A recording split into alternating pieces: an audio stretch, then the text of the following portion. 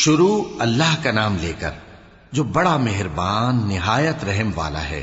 کاف ہا یا عین صاد، یہ تمہارے پروردگار کی مہربانی کا بیان ہے جو اس نے اپنے بندے زکریا پر کی تھی جب انہوں نے اپنے پروردگار کو دبی آواز سے پکارا اور کہا کہ اے میرے پروردگار، میری ہڈیاں بڑھاپے کے سبب کمزور ہو گئی ہیں اور سر سفید بالوں کی وجہ سے چمکنے لگا ہے، اور اے میرے پروردگار، میں تجھ سے مانگ کر کبھی محروم نہیں رہا، اور میں اپنے بعد اپنے بھائی بندوں سے ڈرتا ہوں، اور میری بیوی بانجھ ہے، پھر بھی مجھے اپنے پاس سے ایک وارث عطا فرما جو میری اور اولاد یعقوب کی میراث کا مالک ہو، اور اے میرے پروردگار اس کو خوش اخلاق بنائیو۔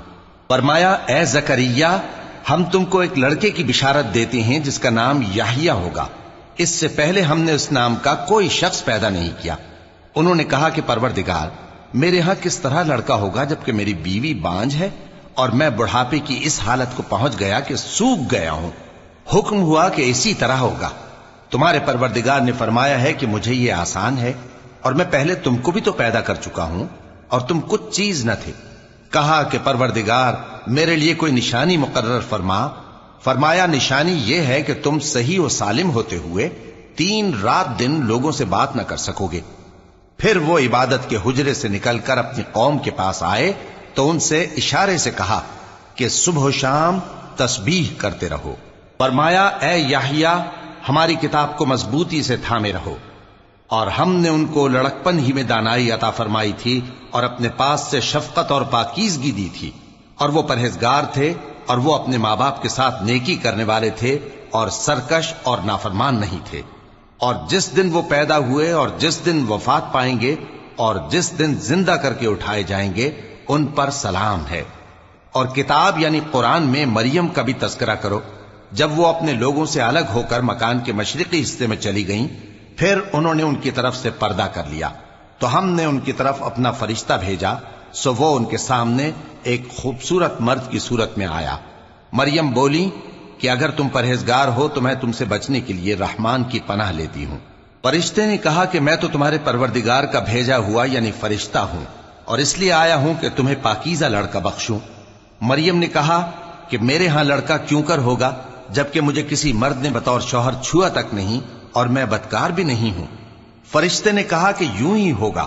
تمہارے پروردگار نے فرمایا کہ یہ مجھے آسان ہے اور میں اسے اسی طریق پر پیدا کروں گا تاکہ اس کو ہم لوگوں کے لیے اپنی طرف سے نشانی اور ذریعہ رحمت بنائیں، اور یہ کام مقرر ہو چکا ہے۔ چنانچہ وہ اس بچے کے ساتھ حاملہ ہو گئیں اور اسے لے کر ایک دور جگہ چلی گئیں۔ پھر درد ذہ ان کو کھجور کے تنے کی طرف لے آیا، کہنے لگیں کہ کاش میں اس سے پہلے مر چکتی اور بھولی بسری ہو گئی ہوتی۔ تب ان کے ٹیلے کے نیچے کی جانب سے فرشتے نے ان کو آواز دی کہ غمناک نہ ہو، تمہارے پروردگار نے تمہارے نیچے ایک چشمہ پیدا کر دیا ہے، اور کھجور کے تنے کو پکڑ کر اپنی طرف ہلاؤ، وہ تم پر تازہ عمدہ کھجوریں گرائے گا، تو کھاؤ اور پیو اور آنکھیں ٹھنڈی کرو۔ اگر تم کسی آدمی کو دیکھو تو کہنا کہ میں نے اللہ کے لیے روزے کی منت مانی، تو آج میں کسی آدمی سے ہرگز کلام نہیں کروں گی۔ پھر وہ اس بچے کو اٹھا کر اپنی برادری والوں کے پاس لے آئیں۔ وہ کہنے لگے کہ مریم، یہ تو نے برا کام کیا۔ اے ہارون کی بہن، نہ تو تیرا باپ ہی برا آدمی تھا اور نہ تیری ماں ہی بدکار تھی۔ تو مریم نے اس بچے کی طرف اشارہ کیا۔ وہ بولے کہ ہم اس سے کہ گود کا بچہ ہے کیسے بات کریں؟ بچے نے کہا کہ میں اللہ کا بندہ ہوں، اس نے مجھے کتاب دی ہے اور نبی بنایا ہے، اور میں جہاں ہوں اور جس حال میں ہوں اس نے مجھے صاحب برکت بنایا ہے، اور جب تک زندہ ہوں مجھ کو نماز اور زکوٰۃ کا ارشاد فرمایا ہے، اور مجھے اپنی ماں کے ساتھ نیک سلوک کرنے والا بنایا ہے اور سرکش و بدبخت نہیں بنایا، اور جس دن میں پیدا ہوا اور جس دن مروں گا اور جس دن زندہ کر کے اٹھایا جاؤں گا مجھ پر سلام ہے۔ یہ مریم کے بیٹے عیسیٰ ہیں، اور یہ سچی بات ہے جس میں لوگ شک کرتے ہیں۔ اللہ کو شایع نہیں کہ کسی کو بیٹا بنائے، وہ پاک ہے۔ جب کسی چیز کا ارادہ کرتا ہے تو اس کو یہی کہتا ہے کہ ہو جا، تو وہ ہو جاتی ہے۔ اور بے شک اللہ ہی میرا اور تمہارا پروردگار ہے، تو اسی کی عبادت کرو، یہی سیدھا رستہ ہے۔ پھر اہل کتاب کے فرقوں نے باہم اختلاف کیا، سو جو لوگ کافر ہوئے ہیں ان کو بڑے دن یعنی قیامت کے روز حاضر ہونے سے خرابی ہے۔ وہ جس دن ہمارے سامنے آئیں گے कैसे सुनने वाले और कैसे देखने वाले होंगे, मगर जालिम आज खुली गुमराही में है। और उनको हसरत और अफसोस के दिन से डरा दो जब बात फैसल कर दी जाएगी और वो गफलत में पड़े हुए हैं और ईमान नहीं लाते। हम ही जमीन के और जो लोग उस पर बसते हैं उनके वारिस होंगे और हमारी ही तरफ उनको लौटना होगा। और किताब में इब्राहिम का जिक्र करो, बेशक वो निहायत सच्चे थे, पैगंबर थे। जब उन्होंने अपने बाप से कहा कि अब्बा, आप ऐसी चीजों को क्यों पूछते हैं जो न सुने और न देखें और न आपके कुछ काम आ सकें। अब्बा, मुझे ऐसा इल्म मिला है जो आपको नहीं मिला, तो मेरे साथ हो जाइए, मैं आपको सीधी राह पर ले चलूंगा। अब्बा, शैतान की पूजा न कीजिए, बेशक शैतान अल्लाह का नाफरमान है। अब्बा, मुझे डर लगता है कि आपको अल्लाह का अजाब आ पकड़े तो आप शैतान के साथी हो जाएं। उसने कहा कि इब्राहिम, क्या तू मेरे माबूदों के खिलाफ है? अगर तू बाज ना आएगा तो मैं तुझे संसार कर दूंगा और तू हमेशा के लिए मुझसे दूर हो जा। इब्राहिम ने सलामुन अलैकुम कहा और कहा कि मैं आपके लिए अपने परवरदिगार से बख्शिश मांगूंगा, बेशक वो मुझ पर निहायत मेहरबान है। और मैं आप लोगों से और जिनको आप अल्लाह के सिवा पुकारा करते हैं उनसे कनारा करता हूं और अपने परवरदिगार ही को पुकारूंगा। उम्मीद है कि मैं अपने परवरदिगार को पुकार कर महरूम नहीं रहूंगा। और जब इब्राहिम उन लोगों से और जिनकी वो अल्लाह के सिवा परस्तिश करते थे अलग हो गए, तो हमने उनको इसहाक और इसहाक को याकूब बख्शे और हर एक को पैगंबर बनाया। और हमने उनको अपनी रहमत से बहुत सी चीजें इनायत की और उनका जिक्र जमील बुलंद किया।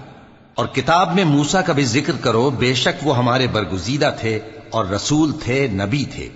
और हमने उनको तूर की दाहिनी तरफ से पुकारा और बातें करने के लिए नजदीक बुलाया और अपनी मेहरबानी से उनको उनका भाई हारून पैगंबर बनाकर अता किया। और किताब में इस्माइल का भी जिक्र करो, वो वादे के सच्चे और रसूल थे, नबी थे। और वो अपने घर वालों को नमाज और ज़कात का हुक्म करते थे और अपने परवरदिगार के यहां पसंदीदा थे। और किताब में इदरीस का भी जिक्र करो, वो भी निहायत सच्चे थे, नबी थे। और हमने उनको ऊंची जगह उठा लिया था। ये वो लोग हैं जिन पर अल्लाह ने अपने पैगंबरों में से फजल किया, यानी औलाद आदम में से, और उन लोगों में से जिनको हमने नूह के साथ कश्ती में सवार किया, और इब्राहिम और याकूब की औलाद में से, और उन लोगों में से जिनको हमने हिदायत दी और जिन्हें बरगुजीदा किया। जब उनके सामने हमारी आयतें पढ़ी जाती थीं तो सजदे में गिर पड़ते और रोते रहते थे। फिर उनके बाद चंद नाखलफ उनके जानशी हुए जिन्होंने नमाज को जाया कर दिया और ख्वाहिशात नफसानी के पीछे लग गए, सो अनकरीब उनको गुमराही की सजा मिलेगी। हां, जिसने तौबा की और ईमान लाया और अमल नेक किए तो ऐसे लोग बहिश्त में दाखिल होंगे और उनका जरा नुकसान न किया जाएगा, यानी हमेशा की बहिश्तों में जिसका अल्लाह ने अपने बंदों से वादा किया है कि जो उनकी आंखों से पोशीदा है। बेशक इसका वादा नेकुकारों के सामने आने वाला है।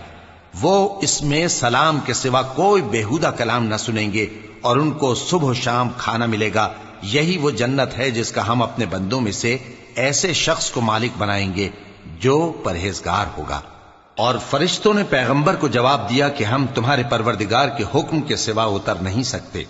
जो कुछ हमारे आगे है और जो पीछे है और जो इसके दरमियान है सब उसी का है, और तुम्हारा परवरदिगार भूलने वाला नहीं, यानी आसमान और जमीन का और जो इन दोनों के दरमियान है सब का परवरदिगार, तो उसी की इबादत करो और उसकी इबादत पर साबित कदम रहो।